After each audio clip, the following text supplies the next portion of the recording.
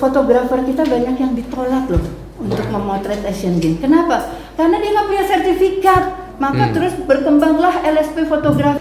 Di media itu perlu gitu kompetensi ini ya. Yang menyatakan seseorang kompeten menjadi wartawan muda, wartawan senior, wartawan apa, itu adalah bukti kompetensi ya, harus dipastikan melalui uji. Asumsi saya kalau semua wartawan ini sudah bersertifikat, harusnya delik pers itu harusnya mengecil kan. Kalau bicara kompetensi itu berarti harus ada 3 hal. Satu adalah knowledge ya, harus ada skill, dan harus ada yang namanya attitude, sikap kerja. Di situ harus bisa diuji Pak, karena media wartawan itu bukan hanya sekedar bisa bertanya kemudian menulis ya, attitude-nya juga dalam sikap kerjanya harus tergambarkan, harus bisa diuji sehingga Bapak betul-betul kompeten.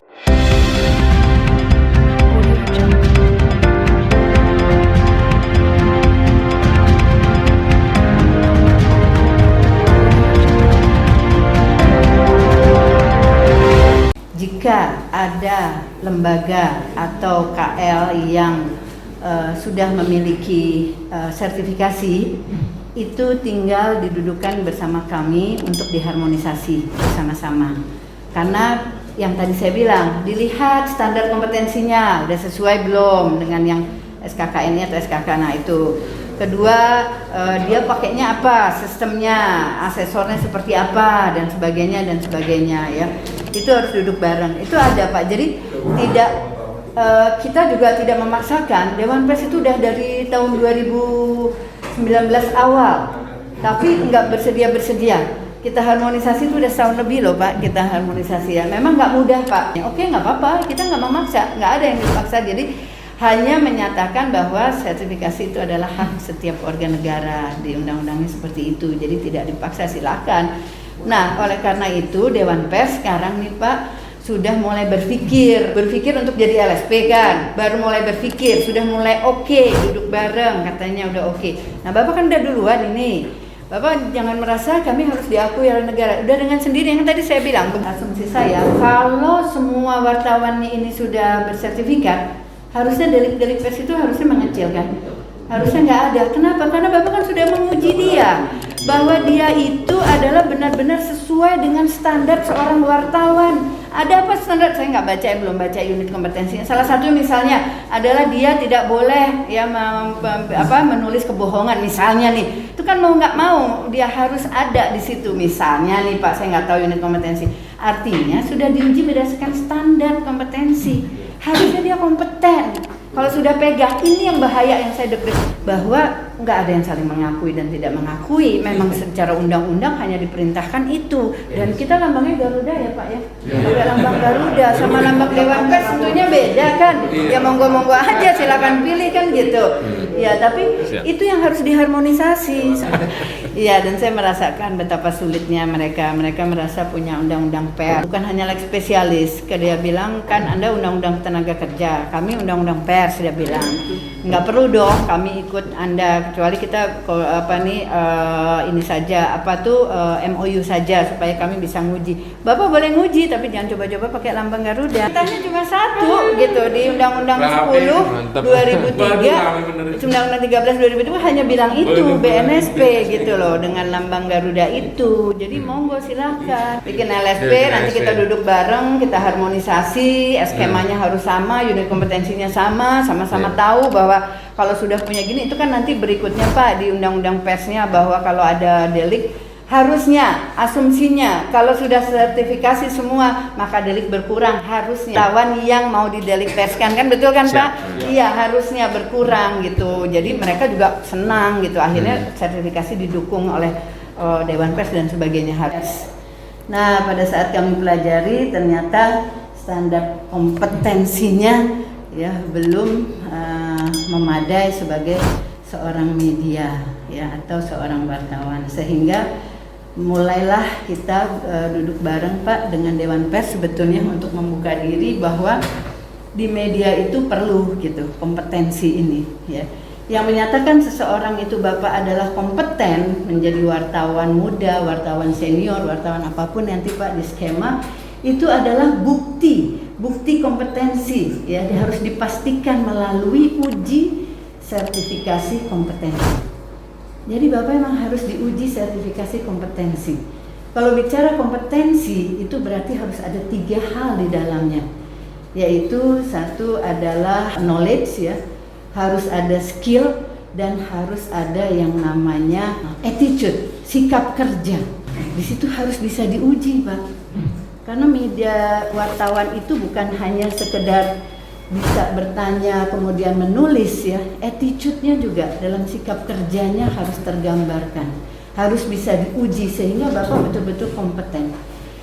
Dan ini sudah sejalan, Pak. Kami dari BNSP tentunya apresiasi sekali, ya, Pak Agus dan Pak Ayub dan Pak Deviani. Karena BNSP pada prinsipnya adalah melakukan sertifikasi kompetensi berdasarkan Undang-Undang 13 2003. Dinyatakan bahwa kita BNSP menjadi badan satu-satunya yang melakukan sertifikasi kompetensi.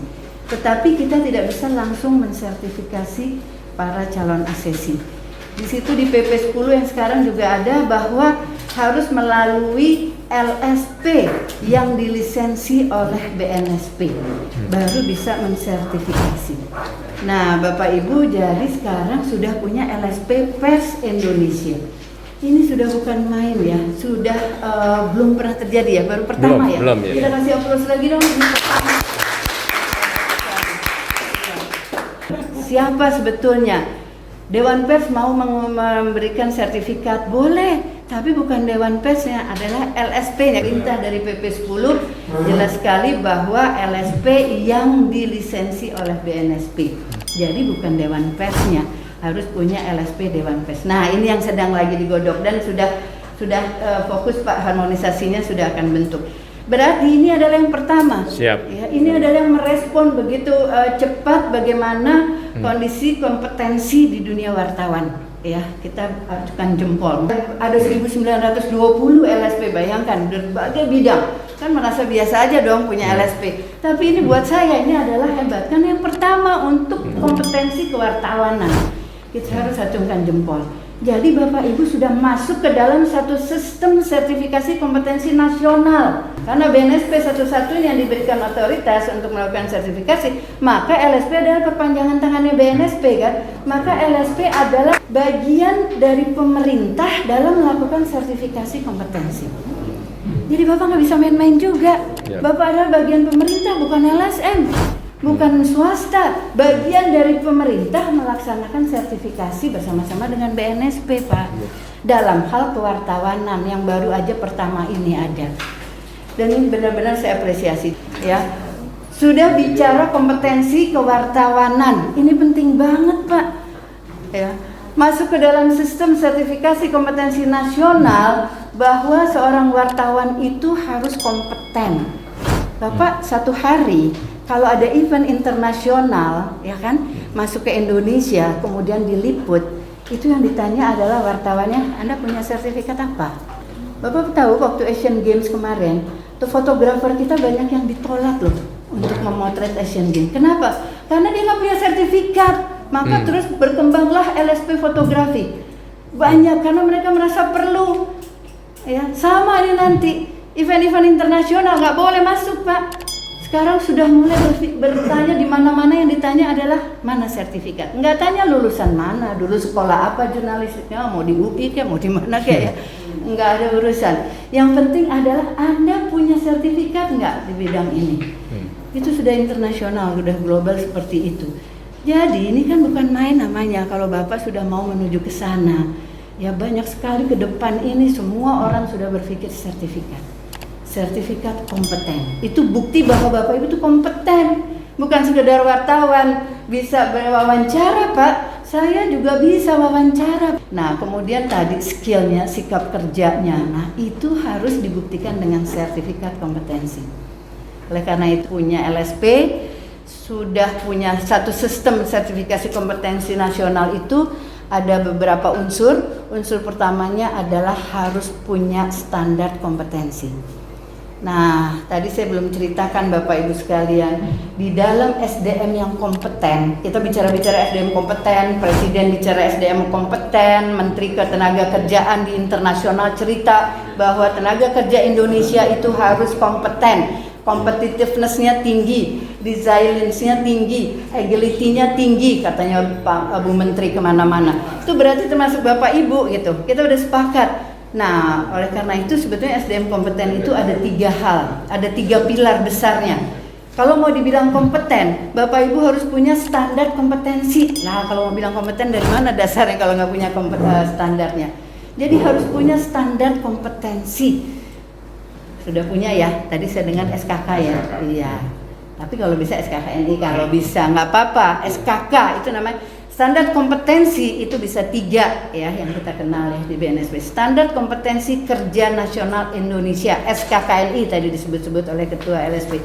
SKKNI memang bersifatnya nasional, Pak. Nanti kalau bisa Dewan Pers bikinnya yang nasional. Yang biasanya bikin SKKNI itu biasanya sektor, Pak. Memang sektor yang menyiapkan untuk punya standar yang nasional, yang bisa dipakai oleh LSP se-Indonesia di bidangnya itu. Ya, nah itu satu, boleh ya, tapi prosesnya lama mungkin gitu ya dulu ya, dibilangnya pakai SKK aja dulu karena prosesnya namanya juga nasional, harus ada konvensi, ada prakonvensi, ada konvensi, harus stakeholder semua. Jangan sampai diketok palu SKKNI-nya tapi ternyata di sana masih ada wartawan yang bilang kok itu sih standarnya saya nggak setuju, kok ini sih. Nah, itu nggak boleh. Namanya SKKNI itu adalah sudah nasional. Nah itu, tapi masih ada lagi yang satunya SKK, standar kompetensi khusus. Bapak ambil yang itu, boleh kekhususannya ya, wartawan. Tapi harus dipikirkan juga untuk besarnya nasional tuh harus nantinya ada ya. Kemudian ada yang ketiga, standar kompetensi internasional. Itu ambil dari internasional, semuanya diregister. Nah, kalau yang SKK dan SKI itu hanya diregister di Kemenaker, di Direktorat Jenderal, tidak perlu tanda tangan menteri. Jadi dia lebih cepat, makanya tadi udah jadi. Alhamdulillah juga itu sudah ada. Baik, jadi ada 3 pilar tadi. Mau bicara kompeten harus punya standar kompetensi. Alhamdulillah sudah punya kan, Pak? Yang kedua, pilar yang kedua adalah pilar di mana kalau mau bicara SDM kompeten harus dia dilatih atau dididik, yaitu lembaga pelatihan atau pendidikan. Silahkan, makanya ada dulu kan ada lembaga pelatihan Dewan Pers ya. Ada lembaga pelatihan apa aja silahkan. Dia tempat mendidik, melatih. Ya. Tapi yang pilar ketiga adalah tempat mensertifikasi. Nah 2 ini nggak boleh gabung. Maaf, saya dari BNSP sedang menertibkan ini karena banyak LSP yang menggabungkan antara pilar kedua dengan ketiga, melatih juga kemudian mensertifikasi. Tidak boleh, please. Sudah banyak yang dapat kartu kuning ya, bahkan dapat sanksi bahwa dia tidak boleh menggabungkan pilar kedua dan pilar ketiga. Biarkan Bapak pilar keduanya cari sendiri aja, mau bikin sendiri silahkan. Tapi ada pilar ketiga di sini, yaitu mensertifikasi. Nah, berarti Bapak punya 3 pilar itu, ya sudah punya nih semuanya. Lalu masuklah ke dalam sistem sertifikasi kompetensi nasional. Di dalam sistem sertifikasi kompetensi nasional berarti ada 6 ada unsurnya. 1 tadi punya standar, sudah ya, punya standar. 2 punya skema. Saya dengar tadi sudah diverifikasi ya.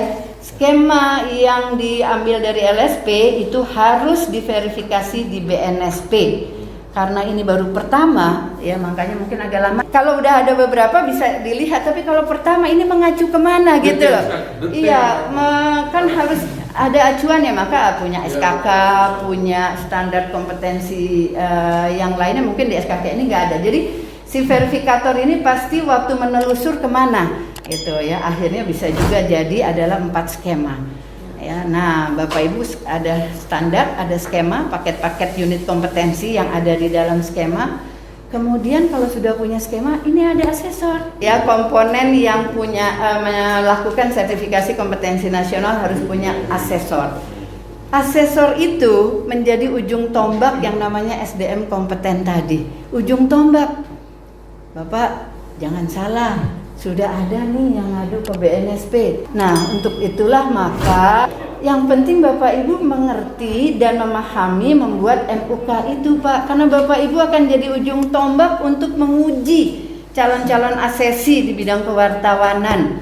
Udah banyak Pak ya yang antri ya mau uji ya. Banyak banget yang mau uji. Iya, Bapak jadi asesornya, jadi ujung tombaknya. Bayangkan kalau Bapak sendiri tidak kompeten, apa jadinya yang nanti dihasilkan?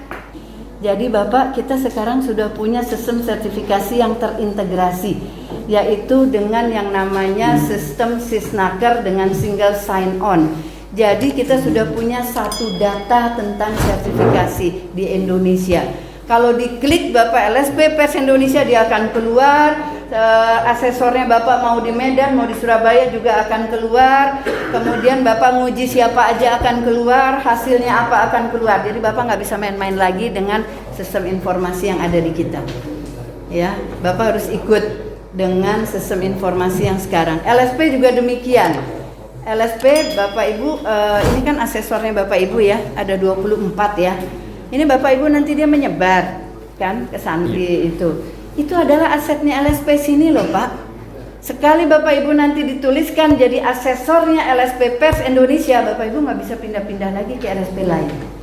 Di sistem kita ada namanya asesor internal dan asesor eksternal. Disitulah ditulisnya dengan segala macam dokumen pinjam, dokumen disetujui dan sebagainya. Jadi mohon Bapak Ibu LSP dan Bapak Ibu asesor, saya sekali lagi mengingatkan sudah masuk ke dalam sistem sertifikasi kompetensi nasional.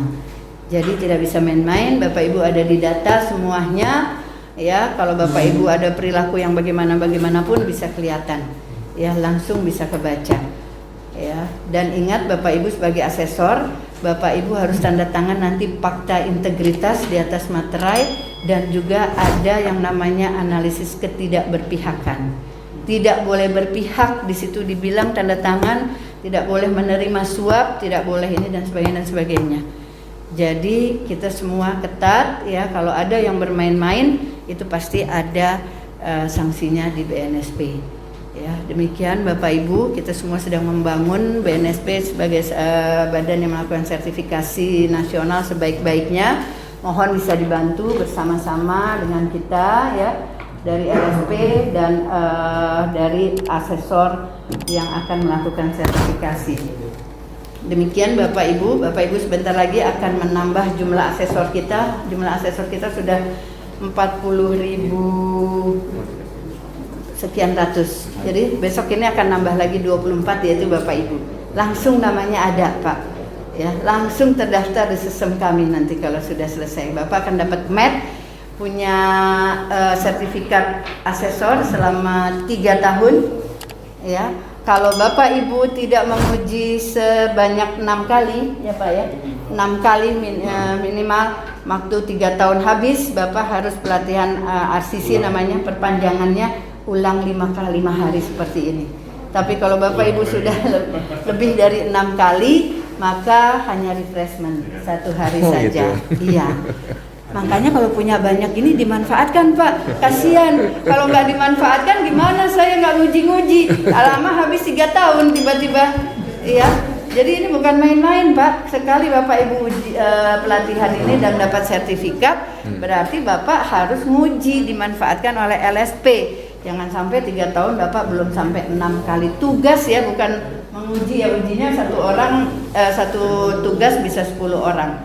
Jadi ada 6 kali tugas. Pada Bapak Ibu, tolong motivasinya tinggi untuk tadi yang saya sampaikan menjadi ujung tombak dari adanya kepastian kompetensi seseorang calon SDM kita, yaitu di bidang kewartawanan. Saya sangat-sangat apresiasi karena ini ditunggu oleh para wartawan yang sudah kepengen punya sertifikat karena merasakan di dunia kerjanya kadang-kadang diminta ya, mana sertifikat Anda. Jadi suatu hari akan begitu semuanya. Sertifikasi kompetensi.